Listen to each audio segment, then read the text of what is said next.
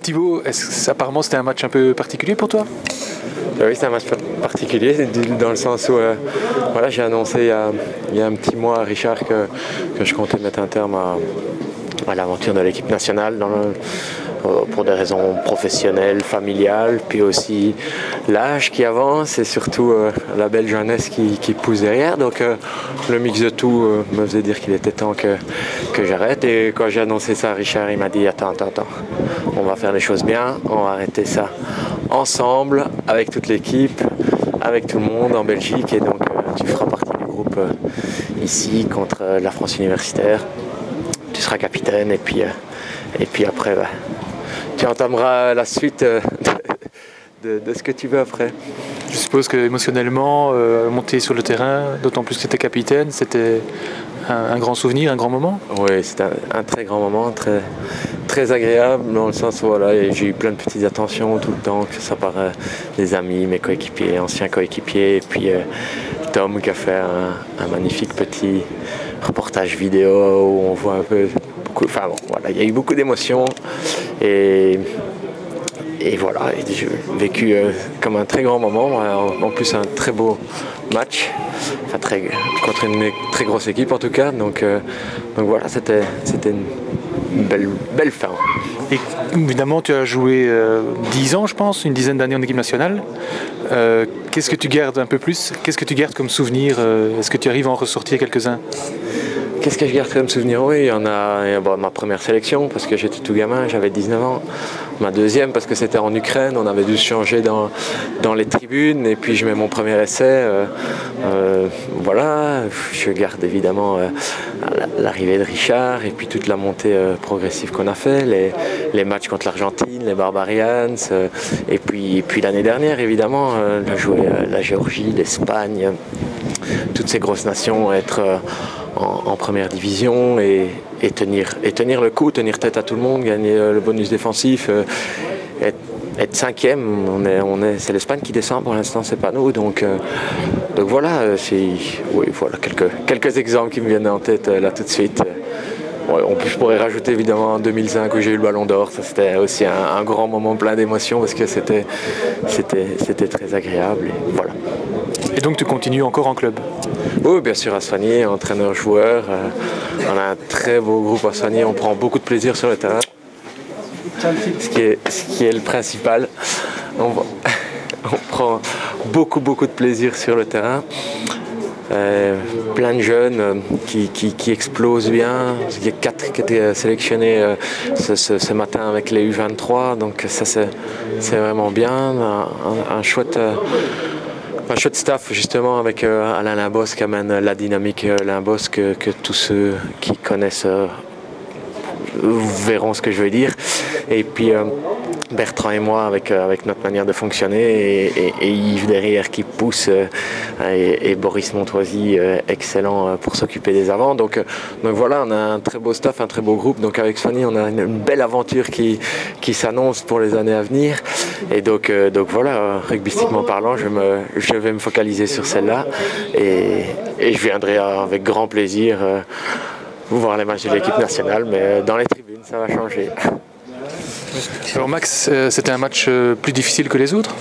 Ouais, c'était un match compliqué, on savait que ça allait être plus compliqué contre la Tunisie. C'est des mecs qui jouent en France et certains dans les clubs de top 14 qui ont déjà fait des feuilles de match, donc on savait qu'on avait une opposition assez importante. Ouais. Où était la différence? C'était la vitesse de jeu ou l'impact? Ouais, c'est ça, ils ont l'habitude dans leur club, c'est concis, ça va vite, dans les rucks ça va plus vite, dans les phases de conquête ça va plus vite, ballon en main ça va plus vite, donc tout va plus vite, donc il faut s'adapter et on a eu un peu de mal à le faire en première mi-temps en tout cas. Et psychologiquement, comment est-ce que vous arrivez en deuxième mi-temps à réenclencher, à en remettre? C'est sûr qu'on est en Belgique, on en avait marre de se faire marcher dessus parce que c'était carrément ça.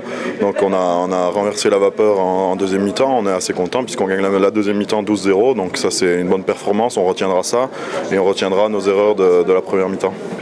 Et sinon, au niveau du groupe, est-ce qu'il vit toujours bien? Est-ce que l'ambiance est toujours excellente? Ouais, le groupe vit toujours aussi bien. Bon, là, on le voit, je pense, on est une famille. C'était le dernier match de Thibaut André. Je pense qu'on lui a fait honneur, en tout cas en deuxième mi-temps. Le public, même s'il était peu nombreux, heureusement, ils étaient là, ils l'ont soutenu. Et c'est toujours la même famille. On prend toujours autant de plaisir à jouer ensemble. Alors Arnaud, quel est ton sentiment? Quel est le sentiment du staff à la fin du match? De nouveau une première mi-temps difficile, une deuxième plus aboutie?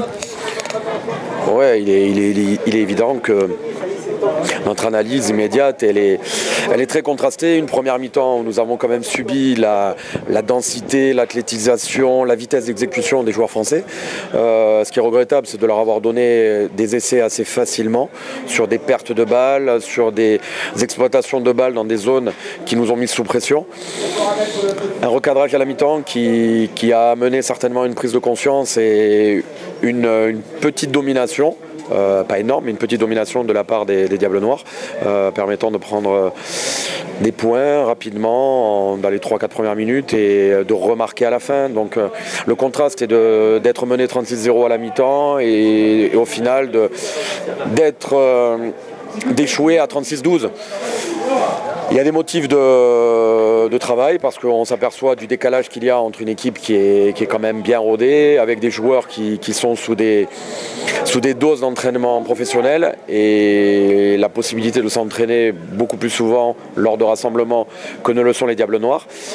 Et néanmoins, ce que je savais pour avoir vu ça déjà l'année dernière, l'orgueil de cette équipe, la volonté d'avancer, de ne rien lâcher et la fierté de porter ce maillot pour arracher des points dans la difficulté, dans la douleur, mais bon, marquer des essais et surtout, symboliquement, gagner cette seconde mi-temps 12-0. Et donc d'affronter les adversaires sur le papier difficile, ça met en lumière les éventuels points à travailler de l'équipe? Oui, il est toujours plus intéressant de travailler contre des équipes qui ont déjà une expérience du haut niveau parce que ça permet de se confronter aux meilleurs et ça permet de voir quelles sont les lacunes, les carences de l'équipe pour voir les points de travail sur lesquels on doit accentuer nos efforts. Néanmoins, on peut faire un diagnostic, mais après, pour remédier à cela, il faut aussi avoir du temps de travail. Les charges d'entraînement sont quand même assez peu fréquentes et assez peu nombreuses sur la durée. Quand on se rejoint la veille d'un match et qu'on s'entraîne à 16 joueurs le matin, à 20 joueurs le soir et qu'on sait que la feuille de match se fait à 23 pour le samedi, on s'aperçoit quand même des difficultés. Néanmoins, il y a une prise de conscience. On sait que par rapport à une équipe telle que France U, aujourd'hui, il y a un écart. Mais il faut aussi savoir qu'à force de travail et l'abnégation que Richard McClintock et tout le staff a mis à bras-le-corps dans la prise de fonction depuis 10 ans, on voit d'où vient l'équipe des Diables Noirs et où elle en est aujourd'hui. Alors on ne peut pas se contenter uniquement de ça, il faut continuer à travailler et voilà, c'est surtout le moyen aussi de voir que quand ces joueurs se retrouvent entre eux, il y a une envie collective, il y a une harmonie, il y a un plaisir à être ensemble et je crois que c'est tout le travail qui a été effectué en amont et il faut continuer en ce sens parce que peut-être qu'au bout du tunnel il y aura la lumière et c'est vers cette lumière qu'il faut savoir aller.